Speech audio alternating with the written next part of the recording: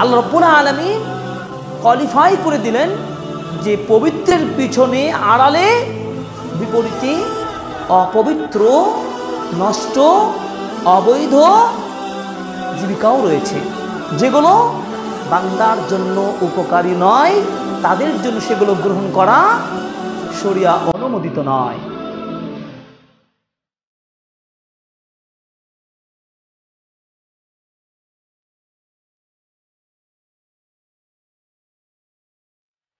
প্রশংসা একমাত্র আল্লাহ সুবহানাহু ওয়া তাআলার, যে রব্বুল আলামিন সুন্দর আবহাওয়ার মাঝে আজকে 5ই নভেম্বর 2021, 28 রবিউল আউয়াল 1443 হিজরি, 20 কার্তিক 1428 বঙ্গাব্দ, রাজশাহী শহরের প্রাণকেন্দ্রে অবস্থিত ঐতিহ্যবাহী এই শিরোইল কেন্দ্রীয় আহলে হাদিস জামে মসজিদ, যে রব্বুল আলামিন আমাদেরকে যথাসময়ে উপস্থিত হওয়ার সুযোগ দান করেছেন, সে আল্লাহ পাকের শুকরিয়া জ্ঞাপন করি আলহামদুলিল্লাহ।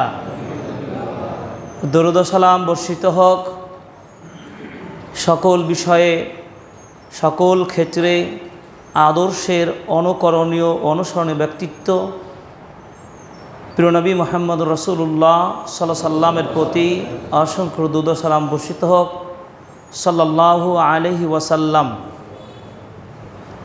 উপস্থিত শ্রদ্ধেয় মুসাল্লিয়ান ইকরাম, আজকের খুতবার আলোচ্য বিষয় ইসলামের দৃষ্টিতে জীবিকা উপার্জনে শিল্পের গুরুত্ব ও প্রয়োজনীয়তা। আলোচ্য বিষয়কে সামনে রেখে কোরআন ও সহিহ সুন্নাহর আলোকে মানব জীবনে জীবিকা উপার্জনের শিল্পের যে গুরুত্ব, শরীয়তে এর যে দিক নির্দেশনা রয়েছে, সে বিষয়গুলো আমরা সংক্ষিপ্তভাবে তাত্ত্বিক উপস্থাপন করার প্রয়াস পাব ইনশাআল্লাহ। গতানুগতিক আমরা বিভিন্ন বিষয়ে আলোচনা শুনি এবং সেই বিষয়গুলো বরাবর আমরা প্রায় আলোচকের মুখ থেকে শুনে থাকি। যেমন যদি আমরা বলি আমল কবুলের শর্ত হালাল রুজি, শিরোনাম খুব সুন্দর, আলোচনাও খুব জরুরি, শুনেছি আলহামদুলিল্লাহ। কিন্তু আমাদেরকে কিছু মৌলিক বিষয় জানা দরকার। ইসলামের বিধিবিধানগুলো মানব সমাজের জন্য চতুর্দিক থেকে কল্যাণ ও উপকারী, এবং মানুষের জীবন চলার জন্য প্রতিটি বিষয় ইসলামের সুষ্ঠু, সুন্দর, স্বচ্ছ দিক নির্দেশনা রয়েছে। কিভাবে আমি দুনিয়াতেই বেড়ে উঠব, কিভাবে আমি বড় হব, আমার ভাষা কেমন হবে, আমার বলা কেমন হবে, আমার অবস্থান কোথায়, কিভাবে হওয়া উচিত, আমি কি খাবো, কি পান করব, কি পোশাক পরব, এবং কোন পথগুলো অবলম্বন করলে আমরা ইসলামের আলোকে, ইসলামের নির্দেশনা ফলো করে জীবিকা উপার্জন করতে পারব। ইবাদতের পূর্বেই ইসলামের মৌলিক ইবাদত কালেমা, সালাত, যাকাত, সওম, হজ, এগুলো আদায়ের পূর্বেই আগে জীবন বাঁচাতে হবে। আর জীবন বাঁচাতে হলে আমার জীবিকা দরকার, জীবিকা অর্থ দরকার, সম্পদ দরকার। আমার পেটে খাবার নেই, আমার পরনে পোশাক নেই, আমি যদি বলি যাকাতের কথা, আমি যদি বলি হজ্জের কথা, আমি যদি বলি সমাজ সেবার কথা, আমি যদি বলি একজন দুস্থ, অসহায়, ইয়াতীম, বিধবার জীবনযাপনের ব্যবস্থা করে দেওয়া, আমার দ্বারা সম্ভব নয়। কারণ আমার হাতে অর্থ নেই, সম্পদ নেই, সেই জীবিকা নেই, যে জীবিকা খেয়ে পড়ে আমি আল্লাহর বিধান পালন করব। আল্লাহ রাব্বুল আলামিন এজন্য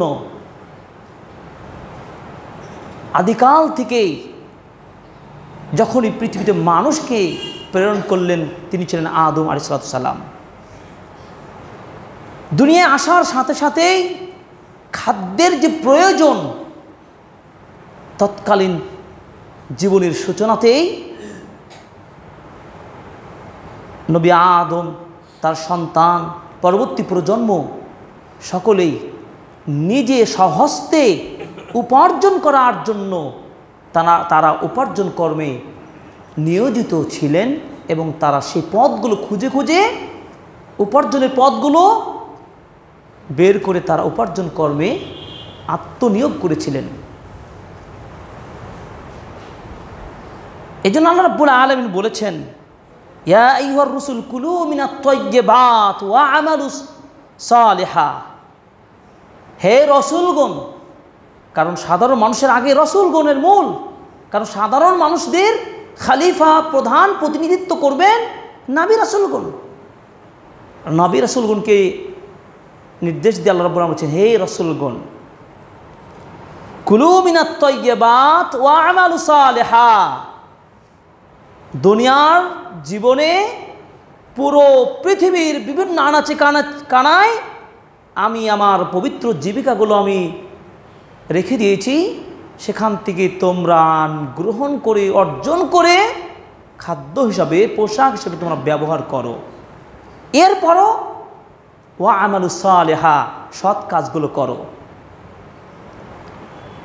একই নির্দেশ সকল মুমিনদেরকে আল্লাহ রাব্বুল আলামিন বলছেন, ইয়া আইয়ুহাল্লাযীনা আমানু কুলু মিন তাইয়্যিবাতি মা রাযাকনাকুম। হে ঈমানদার লোকেরা, তোমরা আমার দেওয়া জীবিকাগুলোর, পবিত্র জীবিকাগুলো তোমরা গ্রহণ করো। এই পবিত্র বলে আল্লাহ রাব্বুল আলামিন কোয়ালিফাই করে দিলেন যে পবিত্রের পিছনে আড়ালে বিপরীতে অপবিত্র, নষ্ট, অবৈধ জীবিকাও রয়েছে, যেগুলো বান্দার জন্য উপকারী নয়, তাদের জন্য সেগুলো গ্রহণ করা শরিয়া অনুমোদিত নয়। তাহলে বুঝলাম জীবিকা দুই ধরনের, এক হলো বৈধ, একটা অবৈধ। বৈধ জীবিকা সংগ্রহ করা, আহরণ করা, সঞ্চয় করা জীবন বাঁচার তাগিদে, এটা হচ্ছে ওয়াজিব। জীবন বাঁচার তাগিদে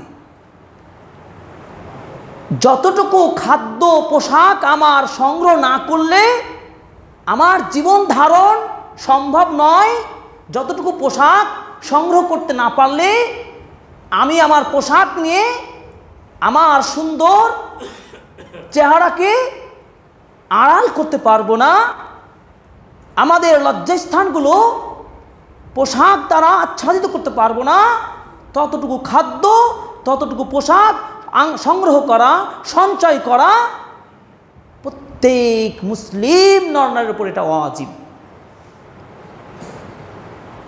এবার অবস্থার প্রেক্ষিতে সেটা কখনো ওয়াজিব হয়, কখনো ফরজে কিফায়া, কখনো আবার সেটা মুস্তাহাব তথা সুন্নাত, বৈধ হয়। আমার অনেক খাবার রয়েছে, পোশাক রয়েছে, এরপর আমাকে আয় করতে হবে, এটা আপনি বাড়তি করবেন, তবু কিন্তু হালাল পথেই নিজে স্ত্রী, নিজ আত্মা, নিজ বাবা মা, নিজ সন্তান, এদের জীবন জীবিকা নির্বাহের জন্য যতটুকু খাদ্য সংগ্রহ করা দরকার, এই সংগ্রহ করাটি প্রতি মুসলিমের জন্য ওয়াজিব।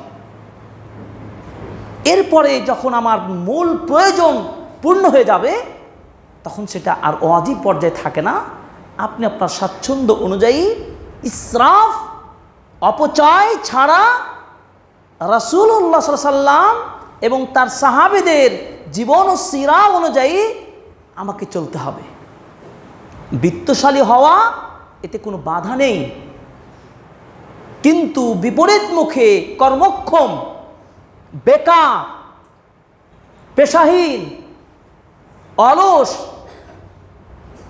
বিপরীতে এই কাজে যারা জড়িয়ে থাকি এদেরকে ইসলামী শরিয়া ঘৃণা তুচ্ছ করা হয়েছে। যখন আমার খাদ্যের প্রয়োজন হয় আমি আমার হস্তশিল্প, আমি আমার বিবেক, আমার শক্তি, চিন্তা শক্তিকে কাজে না লাগিয়ে সহজেই একটা সহজ পেশা আমাদের হয়েছে অন্যের কাছে হাত পাতা। এই হাত পাতাটা বেশ কয়েক ধরনের হয়েছে। সভ্য সমাজে কিছু সভ্য চেহারা, কিছু সুন্দর আকৃতির মনোভাবের মানুষকে পাওয়া যায় যারা সুন্দর পোশাকে থাকে, সুন্দর কথা বলতে পারে, শুধু ঋণ করে বেড়ায়, ধার করে বেড়ায়, অথবা খুব সুন্দর চমৎকার তার ভাষার শৈলী দিয়ে এভাবে ঋণ করতে করতে ঋণের সাগরে সে ভাসমান, এক পর্যায়ে ঋণ খেলাপি হয়ে মৃত্যুবরণ করে। বিপরীত মুখে আরেকজন রয়েছে যেগুলোকে আমরা ফকির বলি। এদের অর্থ রয়েছে তবু এরা ভিক্ষা চেয়ে বেড়াবে। এগুলো ইসলামে খুব নিন্দনীয় গর্হিত কাজ। আমরা পর্যায়ক্রমে প্রত্যেকটা বিষয়ে কোরআন ও সুন্নাহর দলিল রয়েছে। তো জীবিকা উপার্জনের অনেকগুলো পথ পদ্ধতি রয়েছে। আজকে আমাদের সমাজে এই সমস্ত বিষয়গুলো ট্রেনিং হওয়া দরকার, প্রশিক্ষণ হওয়া দরকার। জীবিকা উপার্জনের দুইটি ধারা সমাজে বর্তমানে বিদ্যমান। এক শ্রেণীর মানুষ যারা হালাল হারাম দেখা দেখি নেই, বিচার বিশ্লেষণ নেই, শুধু দুনিয়ায় প্রতিষ্ঠিত হওয়ার জন্য অবাধভাবে বিভিন্ন পথ পদ্ধতির উপায় অবলম্বন করে জীবিকার পাহাড় বানিয়ে দিচ্ছে, অর্থের পাহাড় তৈরি করছে। এরা পরকালকে ভয় করে না, এরা তাদের সেই সঞ্চিত অর্থের হক আদায় করে না। অন্যদিকে দ্বিতীয় ধারার কিছু লোক আছে যারা জীবিকা সঞ্চয়ের পথ খুঁজে পায় না। কি করে খাবো? আমি ইয়াং পিপল, আমার পড়াশোনা এতটুকু হলো, চাকরি নেই, আমি কি করব? হতাশার মধ্যে রয়েছে। আমার জমি জমা নেই, আমার কৃষি ক্ষেত খামার করার সুযোগ নেই, আমার জীবনটা বিপন্ন হয়ে যাচ্ছে, মানে হতাশায় রয়েছে। এই হতাশাগ্রস্ত মানুষদেরকে স্বনির্ভর করার জন্য, অর্থনৈতিকভাবে সমৃদ্ধ করার জন্য ইসলামের যে চমৎকার পথ পদ্ধতিগুলো রয়েছে এগুলো ট্রেনিংয়ের যথেষ্ট প্রয়োজন রয়েছে। এর জন্য খুতবার খাতিব সহ দেশের যারা অভিভাবক এবং দায়িত্ব পালন করছেন, ইসলামের আলোকে আইডেন্টিফাই করে এই সমাজের মানুষকে অর্থনির্ভরশীল, অর্থনৈতিকভাবে চাঙ্গা করার জন্য সেই পথগুলোকে তাদেরকে সহজ করে দেওয়া, এটা উচিত। সর্বকথার মূল হলো জীবিকা উপার্জনে অনেকগুলো ধারা রয়েছে। আমরা হারামকে বর্জন করব। হারাম পথগুলো কি সেগুলো ভিন্ন কথা, কিছু হালাল বৈধ পদ্ধতি রয়েছে। এই বৈধ পদ্ধতিগুলোর মাঝে কিছু রয়েছে শ্রম বিনিয়োগ করতে হবে। শ্রম মানে শক্তি প্রয়োগ করতে হবে। শুধুমাত্র সাইন করে দিয়ে ঘুমাবে আর ফোন করলেই হয়ে যাবে, এটা চিন্তা করলে হবে না। শ্রম দিতে হবে, আমার গায়ে শক্তি ঘাম ঝরাতে হবে। এই ঘাম ঝরিয়ে শ্রম প্রয়োগ করে, শক্তি প্রয়োগ করে যে সমস্ত পথগুলোতে জীবিকা উপার্জন করা যায় সেগুলো কয়েকটি। তার এক নম্বর হলো আয-যারা, ক্ষেত খামার তথা কৃষিজীবী, কৃষি কাজ করে অর্থ উপার্জন করা যায়। ইহয়াউল আরদ, দ্বিতীয়ত পতিত জমি, অনাবাদি জমিকে আবাদি জমিতে রূপান্তর করা। আমরা ব্যাখ্যা করব না, আমার মূল বিষয়ে আলোচনা যাব। 3 নম্বর তিজারা, ব্যবসা বাণিজ্যের মাধ্যমে। ব্যবসা বাণিজ্য পরিচালনা করতে শ্রম লাগে, মেধা লাগে, অর্থ লাগে, শক্তি প্রয়োগ করতে হয়। তেমনি চাষাবাদ করতেও আমাকে গায়ের শরীরের শক্তি প্রয়োগ করতে হয়, অর্থ ইনভেস্ট করতে হয়, শ্রম এবং অর্থ দুইটা একসাথে বিনিয়োগ করতে হয়। ঠিক অনুরূপভাবে চাকরি, আমি কারো অধীনে চাকরি করি, একটা নির্দিষ্ট সময়ের অধীনে সেখানেও আমার গায়ের শ্রম প্রয়োগ করতে হয়। আমি মজুরি হতে পারি, যে ধরনের চাকরি হতে পারে, সে শিক্ষকতা পেশা বলেন, আর যে কোনো কোম্পানির একজন কর্মকর্তা হন বা সরকারি কোনো প্রশাসনিক কর্মকর্তা হন, আরামের ঘুম ছেড়ে দিয়ে তাকে নির্দিষ্ট সময়ের জন্য কী করতে হয়? শ্রম দিতে হয়। এই শ্রম দেওয়ার কারণে, এই চাকরি করার কারণে সে একটা জীবিকা পায়, অর্থ পায়। আরেকটি হলো শিল্প। শিল্পের মাধ্যমে শ্রম বিনিয়োগ করে অর্থ, সম্পদ, জীবিকা অর্জন করা যায়। এই শিল্প, এই বিষয়টি সবচেয়ে গুরুত্বপূর্ণ একটা বিষয়, যদিও প্রত্যেকটার বিষয় একটির সাথে আরেকটি গুরুত্বের দাবিদার। কেউ যদি শুধু কৃষি কাজ করে, সেই কৃষি কাজ করে একজন মানুষ বিত্তশালী হতে পারে, নিজে ভালো খাবে, ভালো অর্থের মালিক হতে পারবে, কিন্তু সে তার কৃষি পণ্য দিয়ে জাতীয় উন্নয়ন করা তার দ্বারা সম্ভব হবে না। এই জন্য কৃষি পণ্যের উপর শুধু নির্ভরশীল না হয়ে কৃষি পণ্যকে ট্রান্সফার করে নতুনত্ব পণ্য উৎপাদনে উপযোগী সৃষ্টি করা, এটাই হচ্ছে শিল্প। আলু চাষাবাদ করি, গম চাষ করি, অনেক খাদ্য সামগ্রী আমরা চাষাবাদ করি। সেই খাদ্য সামগ্রীগুলোকে, কাঁচামালগুলোকে প্রক্রিয়া করে, সিস্টেমাইজিং করে, কারখানা ভিত্তিক পর্যায়ে নিয়ে গিয়ে সেগুলো অ্যানালাইসিস করে, চিন্তা শক্তি প্রয়োগ করে, আধুনিকতার যেগুলো পদ্ধতি রয়েছে সবগুলোকে, সিস্টেমকে একসাথে ম্যাচ করে একটা স্থায়ী পণ্যে রূপদান করার নামই তো শিল্প, যাকে আরবিতে বলে সনাআ।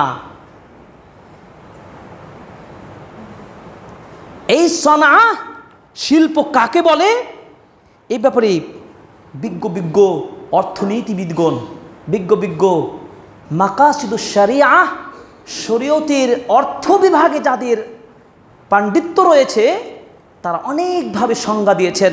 আমি দু একটি বলবো। ডক্টর আহমদ মুখতার তিনি বলেছেন, কুল্লু ইলমিন আও ফান্নিন মারাসাহুল ইনসান হাত্তা ইয়ামহারা ফিহি ওয়া ইয়াসবাহ হিরফাতান লাহু কাল হিয়াক ওয়া থিব ওয়া গায়রাহা।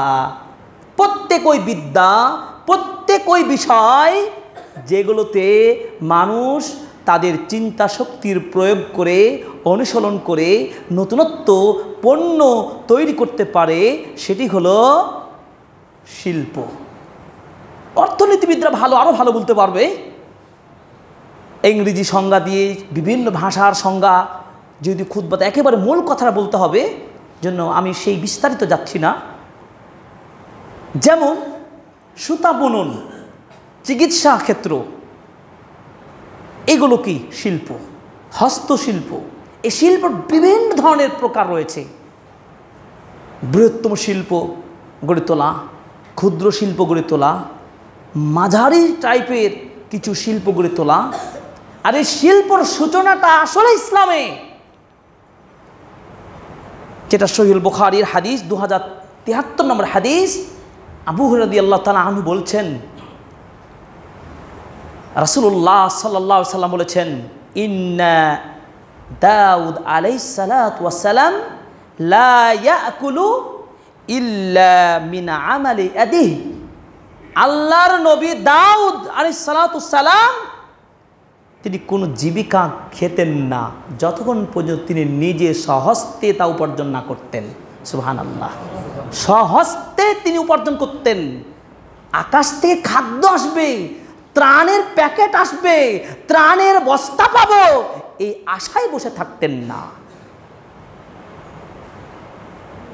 শুধু নবী দাউদ নয়, নবী আদম, নবী নূহ, নবী মূসা, নবী ঈসা, নবী ইব্রাহিম, নবী ইউসুফ, এমনকি শ্রেষ্ঠ নবী মুহাম্মদ রাসূলুল্লাহ সাল্লাল্লাহু আলাইহি সাল্লাম তিনি স্বহস্তে কাজ করে জীবিকা নির্বাহ করতেন। রাষ্ট্রীয় পর্যায়ে যখন দায়িত্ব নিতেন তখন বিশেষ প্রয়োজনে সরকারি ভান্ডার থেকে রাষ্ট্রীয় পরিচালক গ্রহণ করতে পারবেন, শুধুমাত্র তার প্রয়োজনের অতিরিক্ত নয়। ওমর ইবনে খাত্তাব রাদিয়াল্লাহু তাআলা আনহু ব্যবসা বাণিজ্য করাটাকে এতটাই পছন্দ করতেন, তিনি বলতেন যে আমার মৃত্যু বাজারেই হোক। তার মানে তিনি বাজারে ব্যবসা হয়, এই ব্যবসার মাধ্যমে অর্থের চাকা জিরো থেকে হিরোতে রূপান্তর করা সম্ভব।